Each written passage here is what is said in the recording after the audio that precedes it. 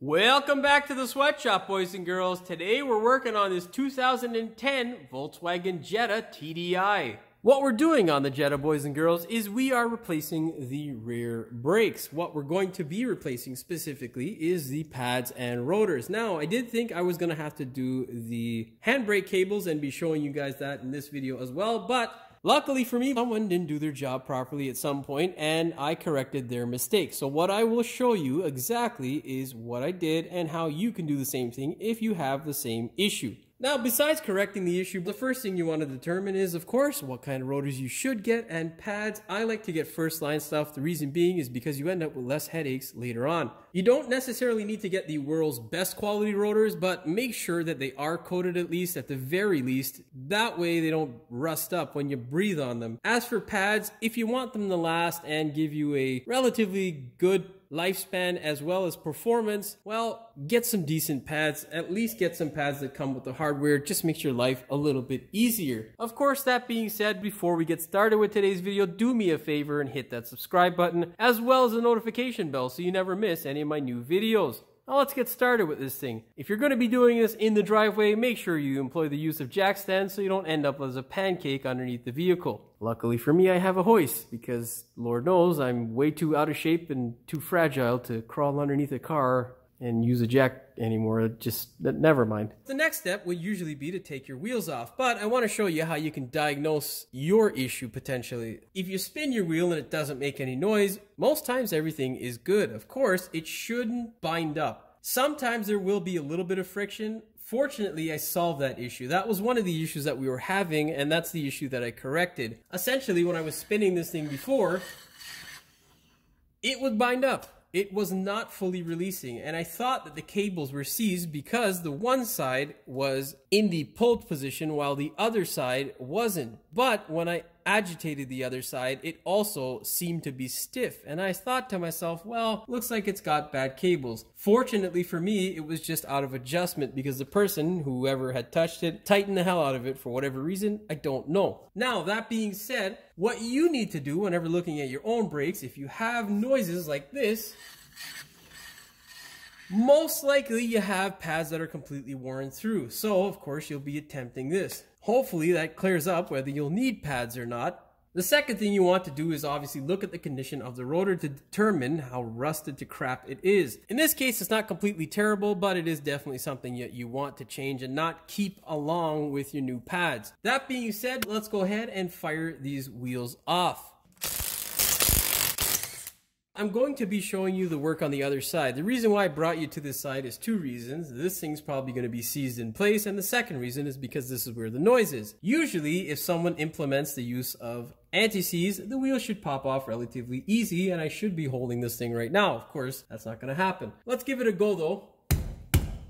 Yeah, so that shit is pretty stiff on there. So what we're going to need to do now is put a lug nut back in here, and then I'll show you how to pry the stupid thing off and then how to prevent this stupidity in the future altogether. Go ahead, grab a bolt, put it in one of the lower lugs.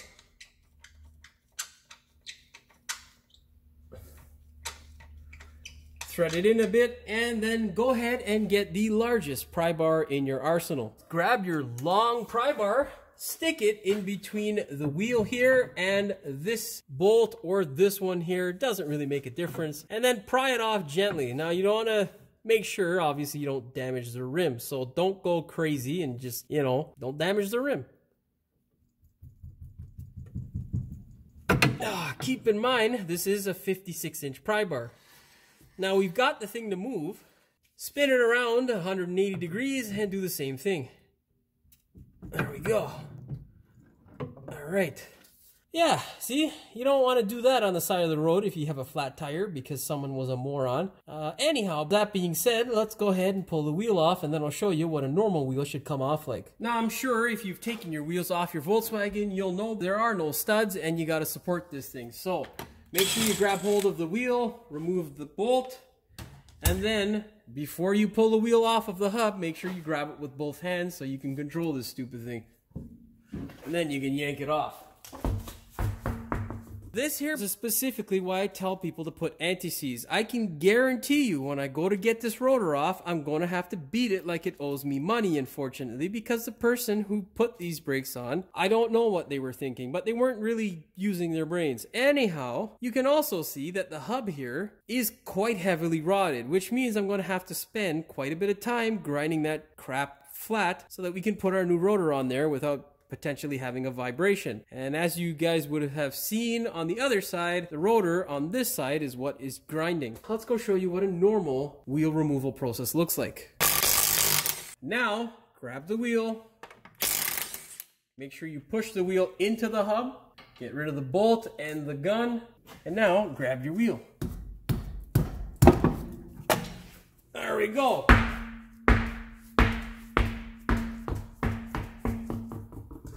If your wheel doesn't come off that easily, you got issues. Enough about the wheels. There are two 13mm bolts here that you'll need to get off. This one here and this one up top here. Hopefully they weren't put on by the Hulk. Luckily, looks like we're good to go. Now, you'll see here there is a little section for a wrench. Most times you won't need to use the wrench, but in this case we do. But let's crack the top open first. Okay. Yeah, on both sides. Wonderful, wonderful. Yourself a 15, I think it is. I think it's a 15, but I can't get the guy all the way on there yet. Yeah, it's a 15. Nonetheless, they do have wrenches that are a little bit slimmer than this. I don't have any, unfortunately, but you can make do with a vice grip.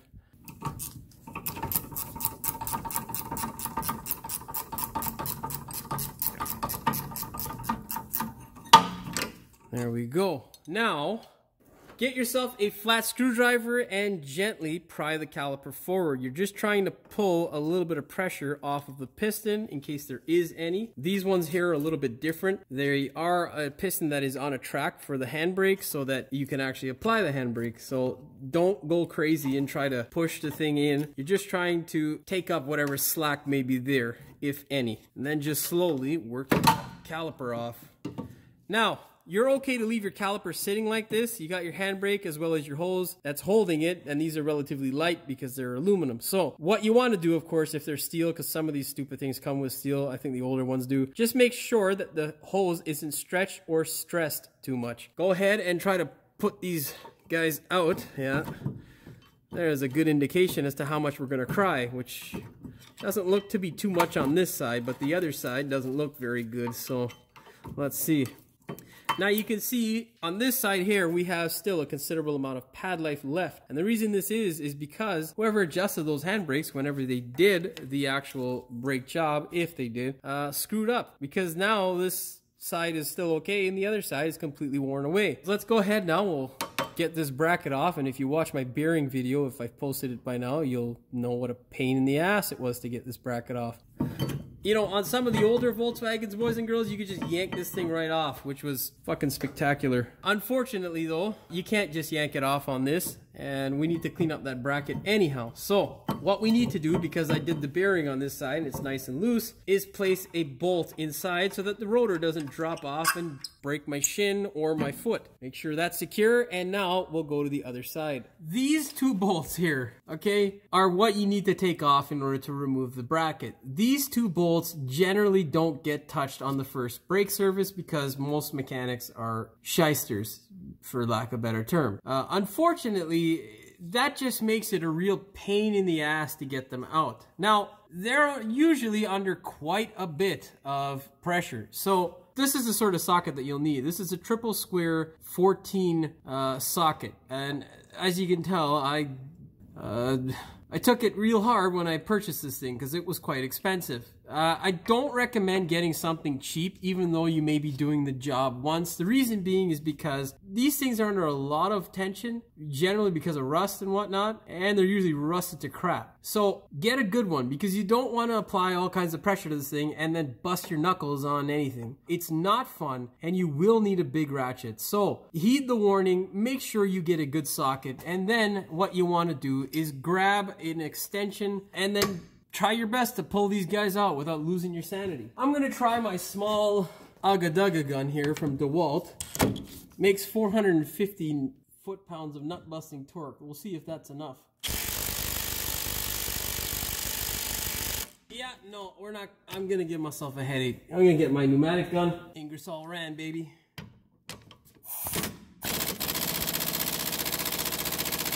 Well, that was very uneventful. Well, fucking breaker bar it is. I don't know if my compressor's on. Maybe that's what it is. I don't know. Whatever. Oh my god.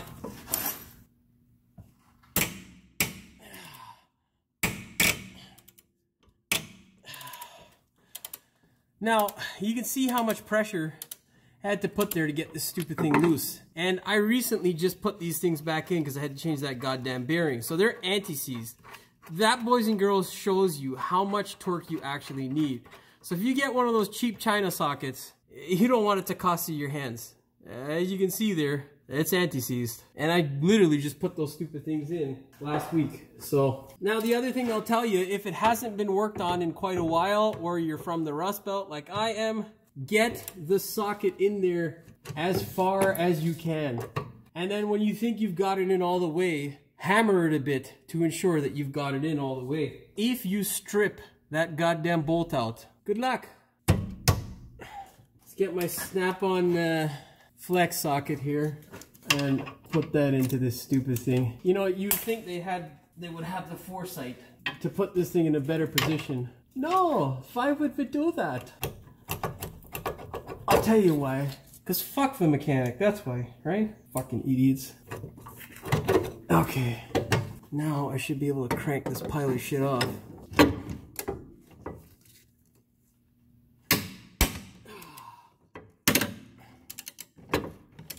Oh, yeah.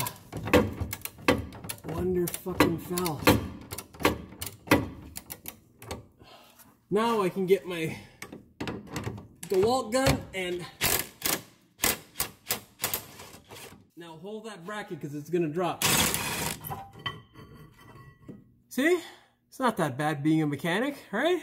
That's a lie. Stay in school, kids. Now, boys and girls, once you get the bracket off, your rotor will want to come off, which will make you happy if it wants to come off. Most times on these Volkswagens, especially if you don't have anti-seize on your rotors or hubs, you're going to have to beat it like it owes you money. Unfortunately, I'm going to have to show you that process on the other side. That way, it will drill into your head that you should use anti-seize or some sort of lubricant so that you don't have a pain in your ass. It's time now to bash this goddamn rotor off the car. So, the good thing is we're not reusing it, so I don't have to be too nice with it. The bad thing is that the bearing underneath this bucket of rust rotor is something that we're going to reuse. So you can't beat the shit out of it as though you want to murder it. You have to you gotta finesse it, basically. Take your 4-pound sledge, and what you're going to do is just tap on this edge here and then this edge here to see if you can make it come loose. Don't go ridiculously hard at the thing because you don't want to damage the bearing or cause it to fail premature. Of course, that always is a risk because of all the rust and crap. You might get a piece of rust that sticks between the seal, which will kill the bearing potentially, but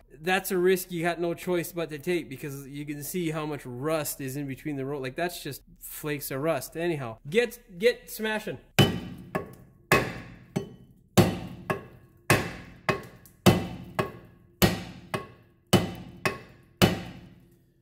And then just keep rotating. It hopefully will come loose. You can see here how much, you know, I'm swinging. And this is a 4-pound sledge, so it's got a lot of oomph behind it. Unfortunately, anti-seize would have prevented this.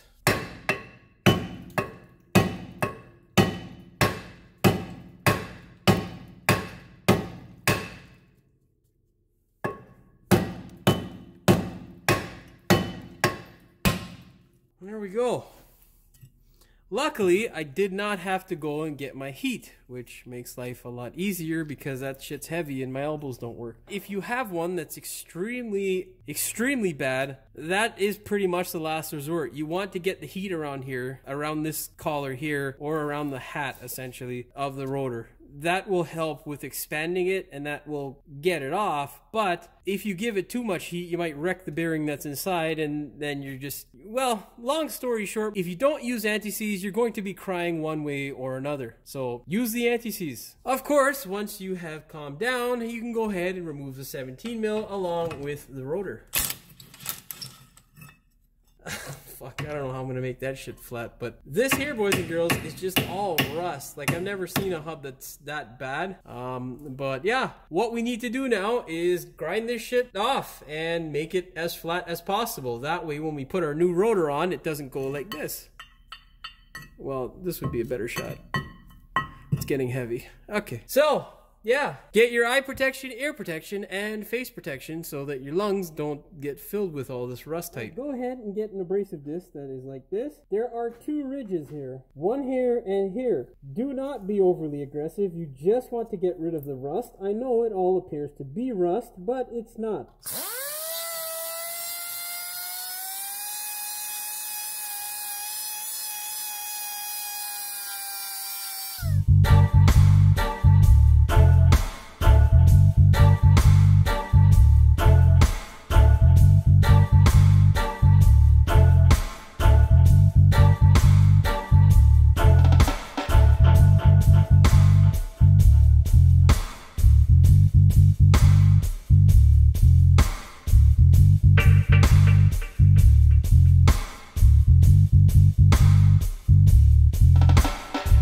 Do now is just get my air hammer and chip away at some of this shit so that it doesn't push our rotor forward.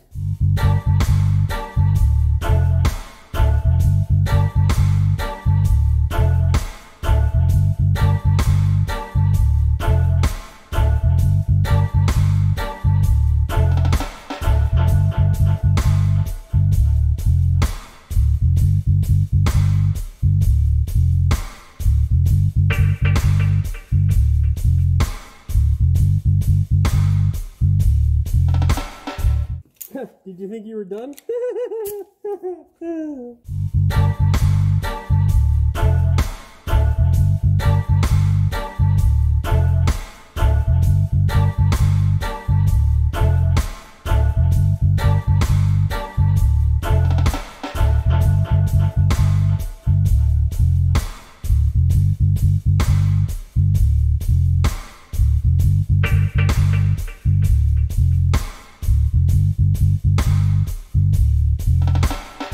This is the sort of crap that you'll avoid if you use anti-seize or any sort of lubricant. Why I was rotating it and running my thumb along the what is supposed to be a flat surface is to check whether it was flat or not. I do the same thing on either rings. I use my air hammer there to get off whatever chunks because this thing is quite heavily rotted. Now, generally I would tell you to put on some anti-seize, but because this thing is so rotted, we're going to give it a spurt of some of my favorite primer. This stuff here, boys and girls. If you haven't seen this in my videos before, someone should reach out to this company and tell them they should send me a box of this stuff for free because I promote them in almost every goddamn video. Anyhow, you should know by now, if you've seen this in my past videos, that you have to shake this thing well before you use it.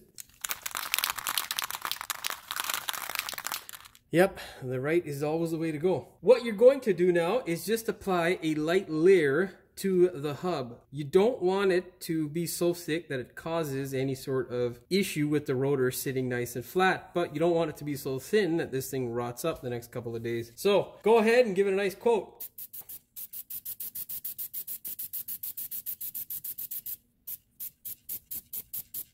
I guess another good thing I should have mentioned right before you did all this shit is check the bearing, boys and girls, to make sure it's good.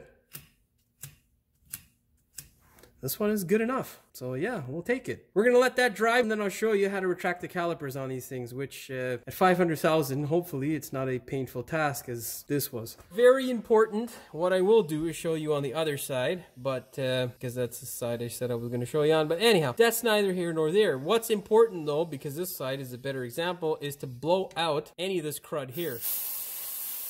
Now if you can't get it off, what you want to do is go ahead and pick off as much rust from this area here, so that way when you push the piston back, that rust doesn't end up in this little cavity here, which will cause your caliper to prematurely fail. Now, if you're using an air gun to blow some of the crud and crap off, you want to make sure that you are really gentle with the amount of pressure that you apply, because you don't want any air getting into this cavity. If you have air get into this cavity and there's lots of moisture in the tip of your gun, then you might end up with some premature rust, which you're trying to avoid at all cost. Now, if this thing looks the way it does, it doesn't look very good. So what I'm going to do now is lift up this little boot here and apply some oil to this section. That way we don't have issues that tissues won't solve when we try to twist this piston and this boot wants to go with it. I hope all that made sense. If it doesn't, put the tools down and stop working on your car. What you want to do is drip a little bit of oil around the seal here and then wipe up the excess. We're trying to get it into that area where your rubber rides on the piston. That way it doesn't bind up. What you're going to do is brake clean the shit off afterwards. What you need is a retraction tool like this with two nipples on the end that will fit into your piston. Make sure it is a snug fit. You don't want this thing kind of skipping and damaging your piston. Or you don't want to hit the rubber by accident and tear it, because that'll give you some real issues down the line. So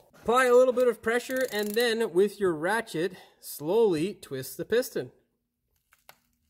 Oh, wonderful. I just saw a tear here. Oh, great. That's why we have so much rust. Well, now we might be screwed, but let's hope for the best. You can see there, it is retracting. It's not pretty, but fuck. That's not good. We're gonna hope for the best here, but this thing is not feeling too good, unfortunately. I'm going to take care of this one off camera, and I'll show you on the other side, provided that side doesn't have any damage or tears, what it should look like. We may end up replacing this potentially if I can't get it to cooperate, but yeah. Essentially what I'm gonna do is peel this rubber back and try to clear out whatever crap's in there and get a look at the piston to see how bad it is, which is something I don't recommend you guys doing at home because it's potentially dangerous, and if you're not a trained professional, you can really land yourself in some hot water. So whatever you do, if you have a situation where your caliper isn't retracting, go ahead and replace it. Do not try to repair it if you are just a do-it-yourselfer. You don't want to have your brakes fail on you. We're on the opposite side now, of course, and hopefully I can explain to you exactly what a normal piston should feel like. Generally, what you want to do is turn it about a quarter turn and then slide your hand on this guy here and it'll push the piston in. And give it another quarter turn and then give it some more with this handle here. Now, you don't want to make it tight with this handle here, or this portion of the tool, because if you do, it's going to become hard to turn, and you're also putting unwanted pressure on the screw that's inside there, or the mechanism that operates your handbrake.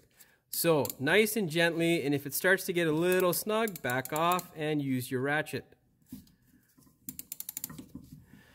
Of course, just keep doing this process. If you don't need to employ the use of some lubricant on this seal here, don't.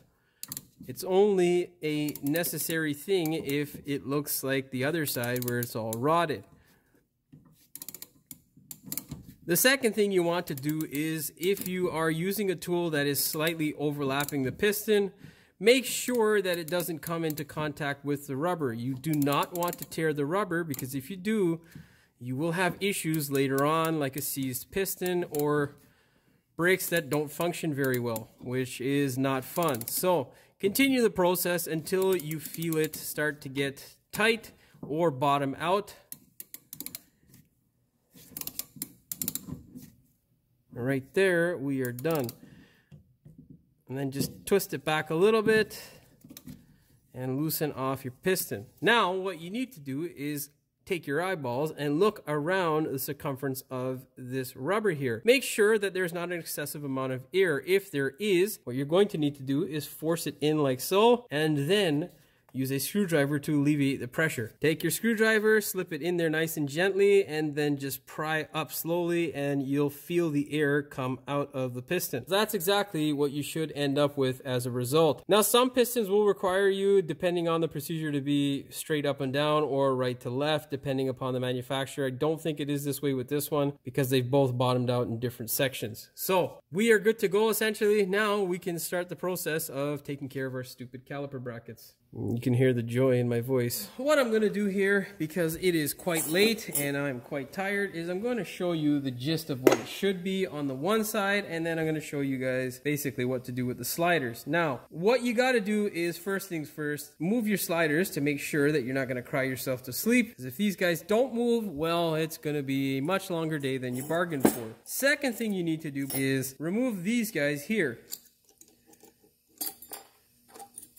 Then you're going to grind away all of the rust in this section here. It should be a nice, pretty silver metallic color without any brown. And it should have a nice square shape here so that your caliper bracket will hold your shim nicely. Of course, this is the process that you need to repeat for all of the other sections on your caliper brackets for both sides. So the tools that I usually use to do this job, well, it's usually my sandblaster, but I'll show you what you guys can do at home. What you can do is you can grab your file, just a square shaped file, and just get rid of most of the roughness or scale that's there. And then you can take a wire wheel like this and just grind off all the crap that is on your caliper. I'm gonna go ahead and do that off camera because I don't think any of you want to see that boring shot. And I'm damn sure that I don't want to film it right now because I'm exhausted. And then I'll see you back. When you are doing this, eye, air, and nose protection, very, very important. You should end up with a result like this where there's basically no rust on your caliper bracket. Of course, you're going to want to protect that investment there of time, so go ahead, grab your well-through primer, and of course, give it a nice spray. You should end up with a result like this, which is spectacular, isn't it? Look at that. Beautiful. With that result, what you're going to do is let it sit for a while, let it dry. It usually takes about 10 minutes if you're using that exact same product. Of course, complete the other side. So, with both your caliper brackets done, what you're going to do is first and foremost, compare these guys to make sure that they are the same. Once you have determined that they are the same, force them into place. Now, if they are loose for whatever reason, because the caliper is really rusted, what you can do is take a pliers and just apply a little bit of pressure to this section here, and that will help it clamp down. Once you are done with this, what you're going to do is get your brake grease. Of course, I would say to get a nice high quality brake grease and then apply it generously. The key is to be generous enough so that you don't run out of grease midway through your service cycle, and you don't want to have too much so that it ends up on your pads and your rotors and all that fun stuff, because that is not fun. Give it a nice healthy dose there, boys and girls, and clean up any excess if there is, and you are good to go as per your shims. Now what you need to do is get a rag, take this pin out, wipe off all of the grease. Luckily for us, this pin does not have any rust around this section here. And we're going to help prevent that by taking some more grease, dabbing it around the boot, taking a healthy dose now, and applying it to the shaft. What you want to do is get a nice thick coating and then just put a little bit right at the end like so that the grease doesn't dry up from the end towards the base of the shaft. And then what you're going to do is spin the base of the shaft, coating it really well with grease. That way it forms what is basically an airtight seal, and a seal where there's no moisture that's going to rust everything. Push it in and you are good to go. Pull out your second pin. Sometimes on certain cars you will see that your pins have a rubber, and this one in particular I don't see has any, so we are good to go. But if there are any slight differences in the pin, make sure that you put them back in the hole that they come out of. That's why I always do one at a time, so that you don't get confused, because when you've inhaled this much rust tight and crap, quite easy to get confused, especially when it's about 11 o'clock at night. You know, the sad thing is every time I work on this goddamn car, it's really late. Yeah, we started this at 7 o'clock, I think, and we're now headed into 11 o'clock. Now, when you push the pins in, what you want to do is make sure there's not all kinds of air. There's not too much in here, but what you can do if there is grab the scruff of the rubber, gently pull up on it and push the pin in, and you'll have the air come out. This guy here is ready to go back on the car into service. There you go.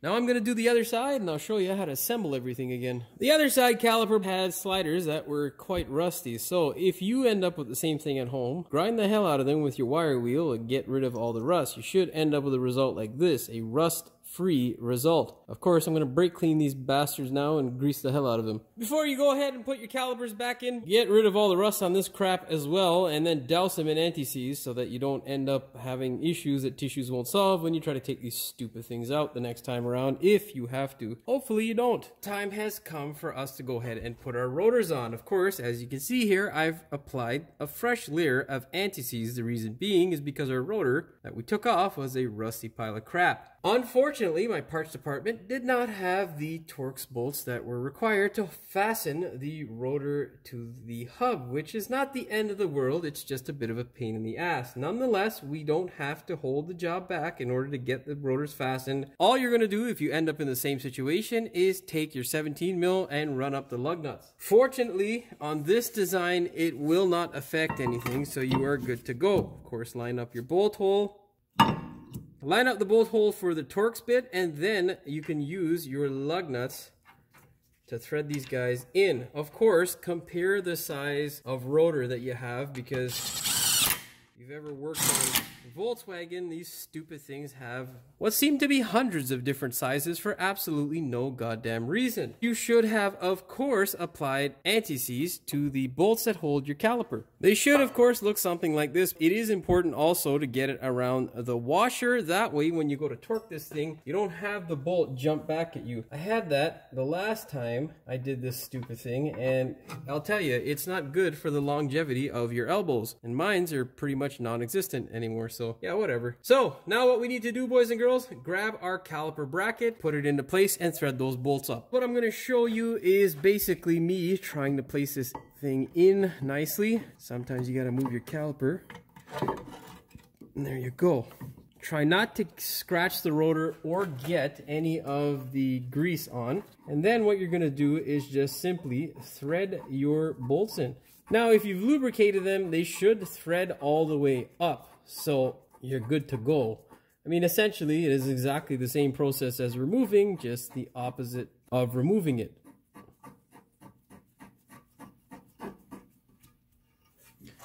And there you go, good to go. Now we can put our pads in. If you have pads that came with a wear indicator, you're going to put the wear indicator towards the inside of the caliper. With these guys here, what you're going to do is slide the bottom in first, like so, and then slide your pad in. And of course, repeat the process on the back. Voila. Now, before we do anything else, what we're going to do is go to the back and torque this thing.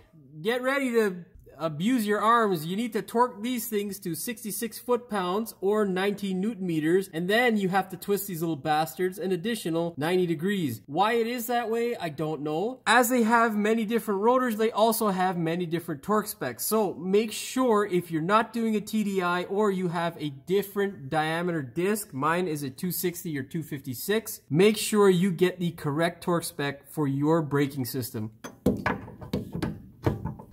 That's one. Well, let's try to get the top one without crying ourselves to sleep here. Actually, I think I'm gonna have to get my 3/8 socket for that thing, because yeah, Volkswagen, full of room for... That's a lie, boys and girls, that's sarcasm. Okay. Oh my God. All right. And now I'm going to do the additional 90 off camera, because you're going to hear sounds from me that nobody wants to hear. So I'll be back. What you got to do now is take your caliper and gently slide it over. Make sure that you do not damage the rubber, because if you do, it will lead to issues that tissues won't solve. What you're going to do once you slide it into place is go ahead and thread in the 13mm bolt by hand, and then try to catch the bottom one.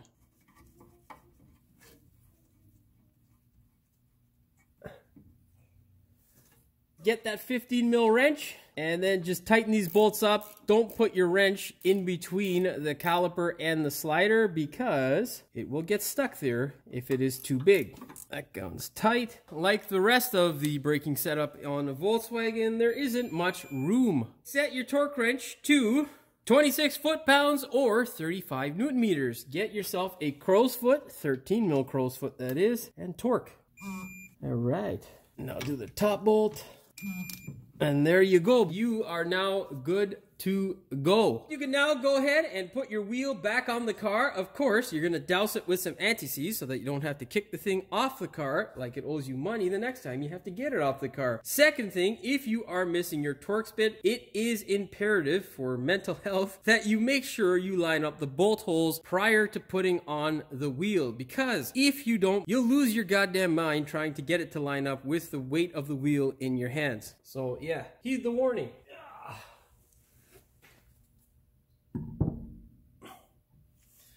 Now go ahead, thread your bolt in by hand.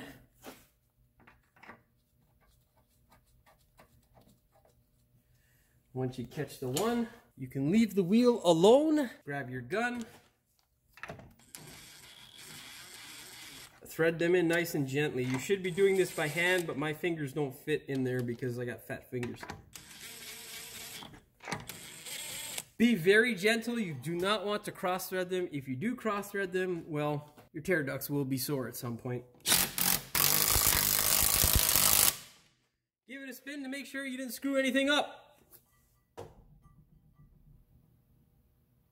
This here is our e-brake handle, our handbrake basically, and this is the cable that people generally adjust in order to add more tension when their pads start to wear down. For whatever reason, this thing was adjusted way too tightly and it wasn't leaving any slack. So this was the thing that I was talking about earlier in the video that I actually remedied, which saved the customer from having to purchase or use those e-brake cables that I purchased. So if you are having the same issue where you have both sides of the wheels or one side that's kind of sticking, it's best to isolate the cables by removing them from the calipers, checking the function of the caliper, and then reattaching the cable to confirm that the cable is bad. Anyhow, we're going to go ahead and adjust this just a bit. What we're trying to do is just take up the slack here. That's actually good right there. We don't want to have much slack, but we also don't want to pull it. So what we're going to do now is go out there, spin the wheels, and then we'll see how this thing operates. I'm going to go ahead and adjust that off camera. You guys should do the same. If yours has been touched, if it hasn't, leave it alone and don't touch it. In case you're wondering, it's located under this panel here with the cup holder, where your e-brake handle goes. I'll see you on the outside. Grab your torque wrench, set it to 89 foot-pounds or 120 newton meters, and torque away. That's all she wrote for the TDI. Make sure you pump the brakes before you take this thing for a test drive, and of course pump the brakes before you adjust your handle, your handbrake that is, if you have to. That being said, I hope you found the video informative as well as entertaining. Of course, if you did, please like, share, and subscribe. Don't forget to hit the notification bell so you never miss one of my new videos. And as always, thanks for watching. We will see you in the next one. Now, boys and girls, of course, the next step would usually be to take your rotor... Wait, what? Nope, oopsies, that's called a wheel, Jimmy. In this case, it's not completely terrible, but always with these fucking wheels. And then how to prevent this retardation. Just make sure this hose isn't stretched to... This is the sort of bolt that you'll... Oh, fuck. I should also get the goddamn extension in all the way, too. Fucking Volkswagen. Of course, that always is a risk. Get your face mask, your lung protection. Oh wait, your face mask is your lung protection, Jimmy. Oh my god. It's with the two nipples that will fit the... And there you boys. Now, some pistons they'll want to be 90 degrees, or what the fuck am I saying? Synthetic brake grease, brake grease. Why can't I say brake grease? Brake grease. Fuck. Now the key is to be generous enough to the point where you don't have all sorts of crap on your rotors. What did I just say? I don't know what I just said, but boys and girls, wait, what am I saying? Slide your caliper or your pad in, Jimmy. Wait, did I even set this fucking thing? Nope, I did not. That's a negative. Then, what you're going to do... What the fuck was I saying now? I don't even remember. I'm sorry. Terrible. It's still recording, by the way, so you're gonna end up in the bloopers, Lord. I'm sorry. Now, boys and girls, fuck. You can now go ahead and put the wheel rim. Oh, fuck. Them fries is coming out. God damn. Generally, I'm going to not hit the camera. Oh, it'd be good if I set the torque wrench properly. Stupid Jimmy. Brake grease.